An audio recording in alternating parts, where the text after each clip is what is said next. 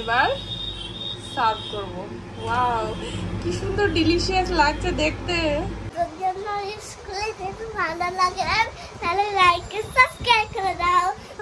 সকাল সকাল উঠে দৌড়াদৌড়ি শুরু হয়ে গেছে। তার কারণ হচ্ছে যে সাদাবাবুর এখন হচ্ছে স্কুল একটু আর্লি ছুটি দিচ্ছে, আর সাদাবাবুর পাপাও সকাল সকাল বাড়ি থেকে বেরিয়ে যাচ্ছে। আর এদিকে মানে ওদেরকে সব নিজের জায়গাতে নিজের কাজের জায়গায় পাঠাতে পাঠাতে আমার হয়ে যাচ্ছে ভীষণ সমস্যা। কটা বাটার নান ছিল এক্সট্রা, কালকে রাত্রেবেলাতে আমরা খেয়েছিলাম, তারপরে এক্সট্রা কিছুটা ছিল। তো সকালবেলাতে এটা তো ফেলে দেওয়া যায় না, তাই সকালবেলাতে ভাবলাম এটাকে ভালোভাবে ইউটিলাইজ করা যাক। তো এটার কি করব তাই ভাবছি। সামান্য একটু চিকেনও ছিল, দেখি এটাকে কি বানানো যায়। এখানে আগের দিনে কিছুটা মাংস ছিল, মাংসটাকে একেবারে ঝুড়ো ঝুড়ো করে নিয়েছি, মানে ভাজা ভাজা করে নিয়েছি। এখানে নিয়ে নিয়েছি হচ্ছে টমেটো কুচি, বাদাম, তারপরে পেঁয়াজ কুচি, ধনিয়া পাতা কুচি, কাঁচা লঙ্কা কুচি। তুমি শুয়ে শুয়ে কি করছো? কেন গেম খেলছো? উঠে পড়ো। এত ছোট বাচ্চাদের এত মোবাইল দেখতে নেই, ওঠো শিগগিরি।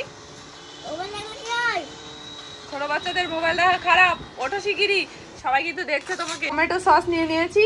এবার চলো কি করে মানে লেফট ওভার মাংস দিয়ে হচ্ছে খুব সুন্দর একটা রোল বানানো যায় সেটা তোমাদের দেখাই। তুমি হচ্ছে যে নানগুলো আমি গরম করে রেখেছিলাম তার মধ্যে থেকে একটা নিব। তো সবার প্রথমে এর মধ্যে দিয়ে দিব হচ্ছে সেই ঝুড়ো করে রাখা মাংসগুলো।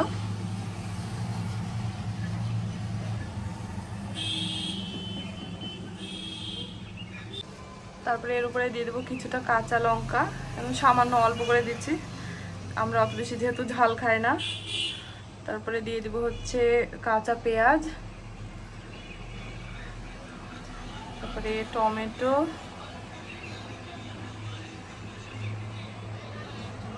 ধনিয়া পাতা কুচি, বাদাম, তারপরে এর মধ্যে দিয়ে দেবো সামান্য একটু টমেটো সস। এবার দিয়ে দিব হচ্ছে সামান্য কাসুন্দি। কাসুন্দি দিলে পরে একটা আলাদা ফ্লেভার চলে আসে, ভালো লাগে একদম। এগ রোল কাসুন্দি ছাড়া মানায় বলো? ঠিক আছে, ব্যাস হয়ে গেল। এবার জাস্ট এটা রোল করে নিব। এই যে আজকে বাবুর টিফিন রেডি করে ফেলেছি। এটা হচ্ছে ডিমের সাদা অংশ, আর এখানে বাবুর প্রিয় হচ্ছে অরেঞ্জ পেস্ট্রি, উপরে ডেসিকেটেড কোকোনাট দেওয়া আছে। আর এখানে হচ্ছে ওর হচ্ছে ফেভারিট চকলেট, দুটো চকলেটের বার দিয়ে দিয়েছি, আর অ্যালুমিনিয়াম ফয়েলে জড়িয়ে দিয়েছি, তাহলে চকলেটগুলো একটা আরেকটার সাথে মিশবে না। ব্যাস, টিফিন বক্স রেডি। এই যে সাদা বাবু একদম পুরোপুরি রেডি, এখন শুধু জুতো পরলেই হয়ে যাবে, তাই না বাবা? কিছু বলবে তুমি? কি বলবে? ভালো লাগে তাহলে লাইক সাবস্ক্রাইব করে দাও, নিচে বাটনতে ক্লিক করে দাও। বাই।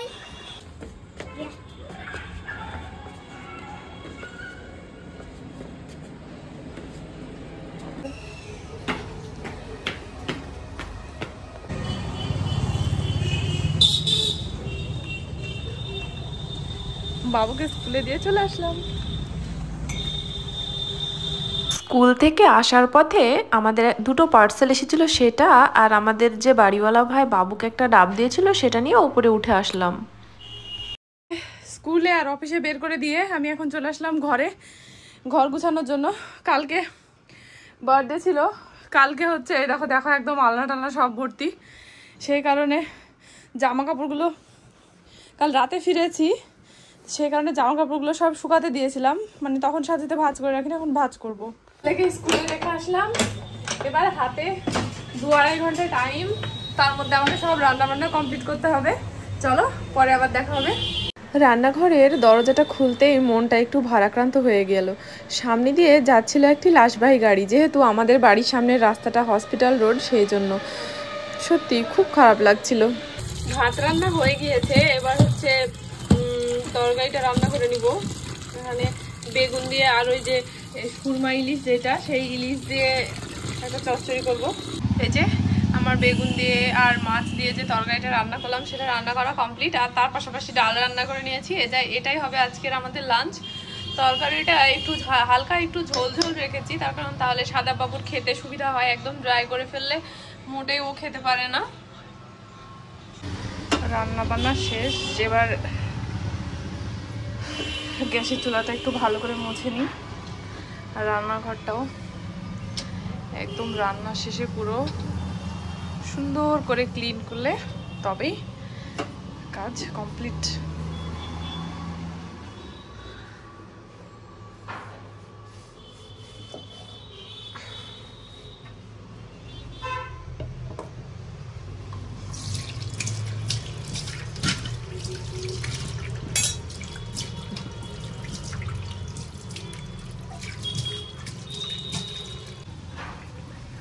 রান্নাঘরের একটু টেয়ালগুলো রান্না শেষে নাম পরিষ্কার করে রাখলে না কেমন একটা তেল চিপচিপে ভাব হয়ে যায়। কন্টিনিউ তেল পড়ে তো রান্নাঘরে রান্নার সময়।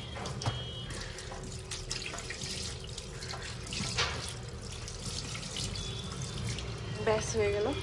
এই যে সাদা বাবু কি সুন্দর পড়াশোনায় এগিয়ে যাচ্ছে। সত্যি মানে ভাবতেই ভালো লাগে, যখন নিজের বাচ্চা কাচ্চা এইভাবে পড়াশোনাতে এগিয়ে যায় খুবই ভালো লাগে। দুষ্টুমির পাশাপাশি সাদা বাবু পড়াশোনাও খুব সুন্দর করে করছে। দেখো স্কুলে ওকে লিখতে দিলে পরে মানে ম্যামরা যখন ক্লাস ওয়ার্ক দেয় তখন কি সুন্দর করে সবকিছু করে, দেখো কি সুন্দর, একদম ভুল করেনি, খুব ভালো লাগছে। সাদা বাবুর এখানে বডি লোশন রাখা ছিল, আমি একটু অন্যদিকে গেছিলাম, আর কি করেছে শুধু দেখো লোশনটাকে। এখন বাজে দুপুর 2টো, আর আমি আর বাবু লাঞ্চ কমপ্লিট করে নিলাম। এবার বাবুকে ঘুম পাড়াবো, তারপরে আবার বিকেলে তোমাদের সাথে কথা হবে, ঠিক আছে? Good evening. এখন বাজে হচ্ছে সন্ধ্যা 6টা, আর আমি এখন রান্নাঘরে চলে এসেছি কিছু একটা ইউনিক বানাবো বলে। তো সাথেই থাকো আর দেখতে থাকো কি বানাচ্ছি। আজকে বানাবো হচ্ছে চিকেন স্যুপ। মোমো বানাবো ভেবেছিলাম, কিন্তু কাকু বানাবে কালকে, তো সেই কারণে মোমো আর বানালাম না, আজকে চিকেন স্যুপটাই বানাচ্ছি। তো সেই জন্য এখানে দেখো দিয়ে দিয়েছি চিকেন, নুন, গোলমরিচের গুঁড়ো, তারপর সামান্য একটু মিট মশলা, একটু ধনিয়া গুঁড়ো, আদা বাটা, রসুন বাটা, আর তার সাথে সাথে এখানে আছে মটরশুঁটি, ক্যাপসিকাম আর গাজর। এগুলো সব কিছু এখন আমি, আর কাঁচা লঙ্কা কুচিও আছে, এগুলো সব কিছু এখন আমি বেশি করে পানি দিয়ে বয়েল করে নিব। একটু ঠান্ডা ঠান্ডা আবহাওয়া মানেই যেন স্যুপের একেবারে স্যুপ খাওয়ার ধুম পড়ে যায়। তো যাই হোক, এখন একটু ঠান্ডা ঠান্ডা পড়ছে, তাই মনে হলো যে মানে কিছু একটা স্যুপ খাওয়া উচিত, সেটা ভেজিটেবল হোক, চিকেন হোক, যাই হোক। তো হাতের কাছে চিকেন ছিল বলেই চিকেন স্যুপ বানিয়ে ফেলছি। এবার আমি দিয়ে দিব হচ্ছে জল একটু বেশি পরিমাণেই দিব, কারণ এটা যেহেতু স্যুপ, এটা লিকুইডই হবে, আর তার সাথে সাথে সবকিছু সিদ্ধও হবে। সসগুলো সব একসাথে মিক্স করে নিব, যেই সসের মধ্যে দিব। দিয়ে দিচ্ছি সামান্য একটু সয়া সস, আর এর মধ্যে দিব হচ্ছে চিলি সস, আর দিব হচ্ছে টমেটো কেচাপ।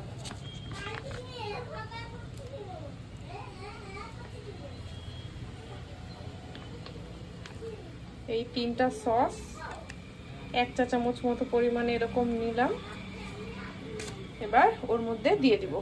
এর মধ্যে টুইস্ট আনার জন্য দিয়ে দিচ্ছি কিছুটা হচ্ছে ম্যাগি। এই সবজিগুলো প্রায় সিদ্ধ হয়ে এসেছে, মাঝপথে দিয়ে দিচ্ছি কিছু ম্যাগি। খেতে খেতে যখন এটা মুখে পড়ে না, ভীষণ ভালো লাগে। স্যুপটা প্রায় হয়ে এসেছে, এই পর্যায়ে আমি হচ্ছে দিয়ে দিব এই সসের মিশ্রণটা। দিয়ে দিলাম সসটা এর মধ্যে, আর এই যে এইখানে হচ্ছে কিছুটা কর্নফ্লাওয়ার আমি ঠান্ডা জলের সঙ্গে গুলে রেখেছি, এইটা দিব। কিন্তু যে আমি নুডলসটা এর মধ্যে দিলাম, সেই নুডলসটা একটু সিদ্ধ হবে তারপরে। আর এই পর্যায়ে দিয়ে দিচ্ছি কিছু ধনিয়া পাতা কুচি, জেস্ট আর কি। রসটা দিব ওটা নামানোর সময়। স্যুপ তো আমরা বিভিন্ন জায়গাতে খাই, রেস্টুরেন্টে খাই, তারপরে বিভিন্ন মোমোর দোকানে স্যুপ খাই, কিন্তু বাড়িতে বানানো স্যুপে মানে জাস্ট মজাই আলাদা। সবকিছু বেশি বেশি করে দেওয়া হয়, আর খেতেও ভীষণ টেস্টি লাগে। স্যুপটা একদম পুরোপুরি সব সিদ্ধ হয়ে গিয়েছে। এবার এই পর্যায়ে আমি দিব হচ্ছে সেই কর্নফ্লাওয়ার মিশ্রিত যে জল আছে সেটা। আর এই পর্যায়ে খুব সাবধানে দিতে হবে, মানে নাড়তে হবে, আর অল্প অল্প করে দিতে হবে, তাছাড়া কিন্তু একদম পুরো লাম্প হয়ে যাবে।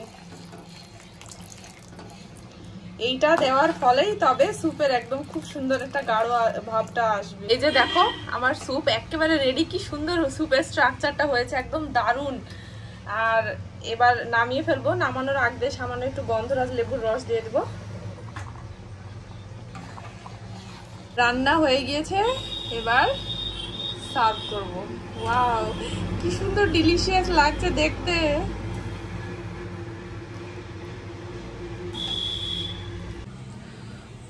স্যুপটা তো বানালাম, এবার আমি একটু টেস্ট করে দেখি। হ্যাঁ,